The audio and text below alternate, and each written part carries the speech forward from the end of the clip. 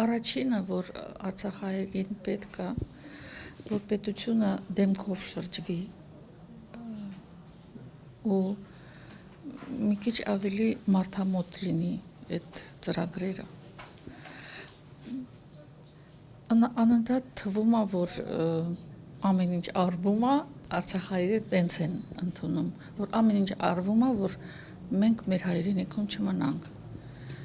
արտագաղթենք։ Դրա համար պետք է, որ ծրագրերը ավելի շատ պատասխանեն այդ իրավիճակին, մարդու իրավիճակին, ոչ թե ինչ-որ, չգիտեմ, քաղաքականություն կա երևի պետական, որին համապատասխանեցնում են այդ ծրագրերը, իսկ ինձ թվում է, որ պիտի ավելի շատ մարդու կարիքի համապատասխանեցնեն ծրագիրը։